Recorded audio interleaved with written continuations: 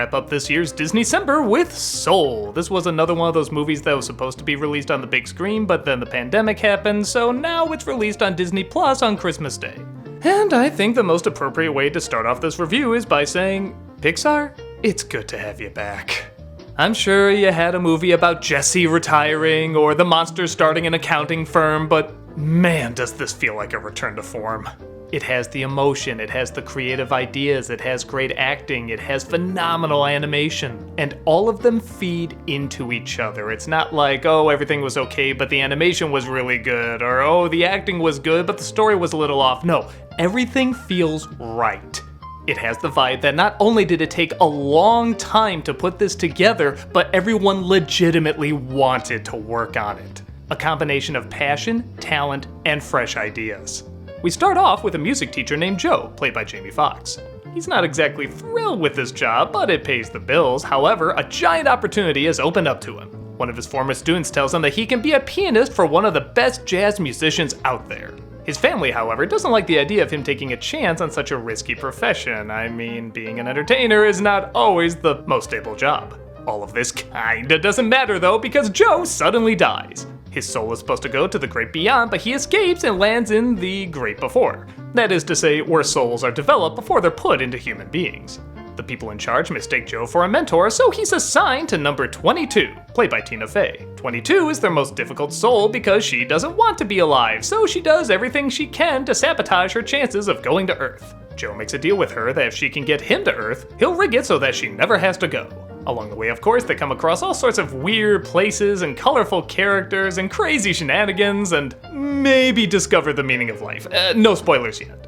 The vibe most people get out of this is Inside Out meets Coco, and yeah, I think that's fair. This director has a talent of taking stories that honestly have been done before, but adding kind of a new spin to it with Monsters, Inc. I've seen this before, where the monsters are kind of in this office setting and they go under beds and closets and stuff, but had an imaginative childlike lean. The idea of humanized emotions controlling people has also been done before, actually by Disney too, but he struck a balance of something for both kids and adults. Now we have another idea that I'm sure has been done before, but this time it's leaning mostly towards adults. That is to say, kids can watch it, and yeah, there's some little hyper cutesy jokes here and there, but this mostly has an adult lean. Think about it, it's about a soul who doesn't want to die and another soul who doesn't want to live. There's a lot you can read into this. And the places they go so easily tie into what people are going through, or have gone through, or are going to go through. It's probably the most layered Pixar movie since Inside Out. And for the most part, it really, really works. The parts that don't, I'll admit, are a bit more of a personal preference, but I'll get to that in a bit. I really want to talk about the stuff that's great in this first.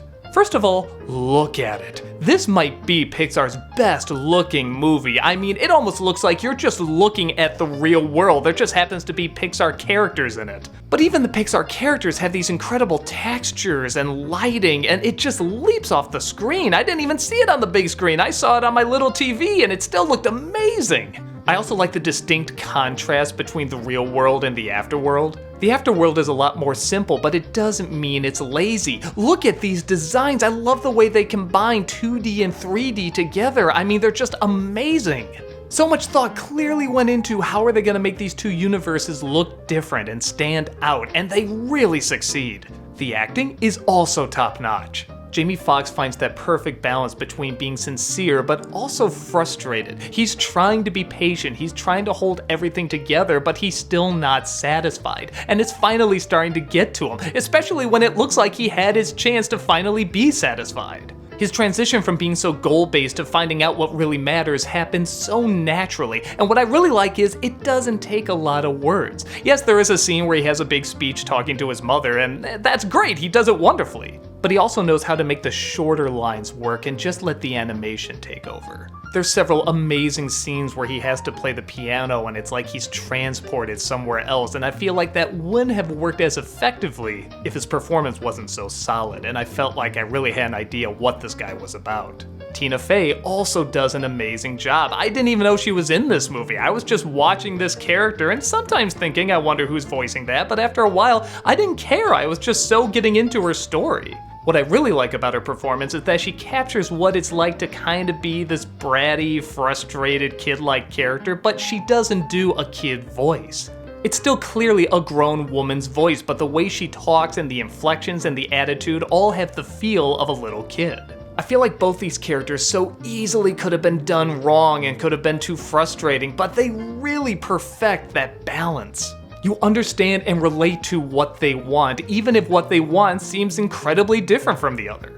But okay, there are some things I said were kind of a personal preference thing, and I really stand by that. This is a 4 out of 4 wonderful movie, one of Pixar's best in years. Honestly, there's only 2 things that didn't quite sit well with me, and I'm just gonna say right now, it goes into spoilers. So if you don't want to hear about what happens in the movie, go to this point. I'll even give you a few seconds so it's not ruined for you. Oh, also heads up, don't check the comments, they're gonna ruin it for you too, so don't scroll down if you really don't want to know how it ends. I'm still giving you the few seconds. Alright, here we go, I'm gonna go into spoilers, you have fair warning. My first tiny gripe is I wish when Joe in 22 went back to Earth, it was a little funnier. I really like the idea of Joe finding these little things that he remembers liking and having them win 22 over, and I also really like that 22 is not won over by exactly the same things as him, with like music. You think she's gonna hear jazz and fall in love, but she doesn't. It's silly things like pizza and the little helicopter leaves falling from trees, silly things like that. But I feel like the comedy had to be a little more punchy. I actually had the same issue with Inside Out, but again, it didn't ruin anything for me. It's just something I felt was missing a little bit. And here's the other problem I have. Again, this is a huge spoiler. If you do not want this ruined, skip ahead.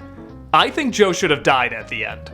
Or at the very least, become a mentor. I actually thought that's what they were building up. Remember when 22 is like, wow, you're giving up your chance to go to Earth for me? And he's like, yeah, it's worth it. And it looks like he accepts it. He closes his eyes, he smiles, he's ready to go into the great beyond. And then suddenly, just kidding, no consequences. You don't lose a thing. Start over, Frozen 2, it's all good. But here's the thing, I've talked it over with some friends and they see it a little differently than I do. They see him as discovering what the meaning of life is, what he should have been focusing on, and now he's given an opportunity to live it again.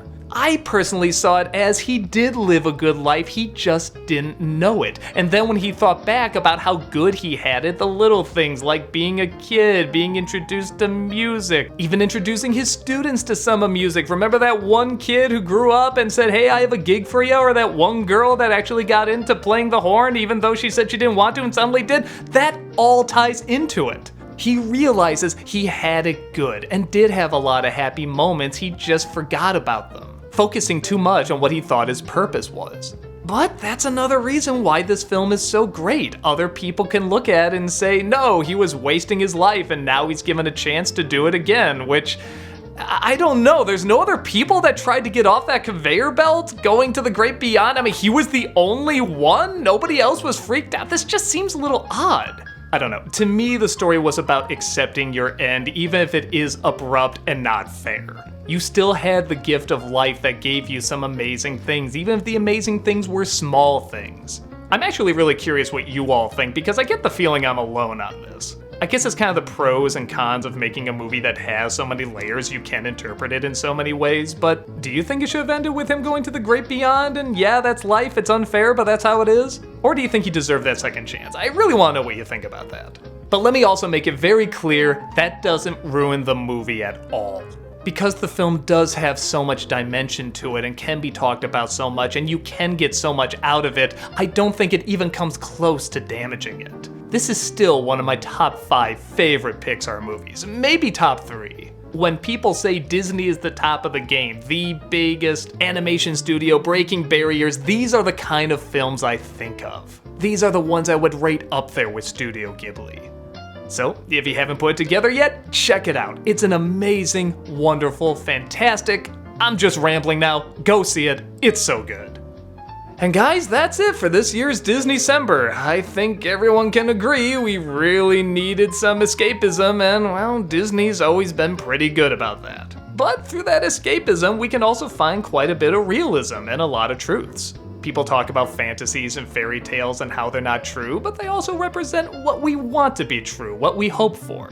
The best Disney always represents a chance, what could be. Even the impossible can sometimes become possible. When they released Snow White so many years ago, did people think something like Soul would be following after that so many years later? Something that looks like this, or all these other films and shows and whatever? Probably not. And in a year like 2020, we do need hope, and Disney does represent that a lot of the time. Whether it's through technology, ingenuity, or just good old-fashioned imagination, they'll always be there to try and represent our fondest dreams. Thanks everybody for watching, and I look forward to doing it again next year.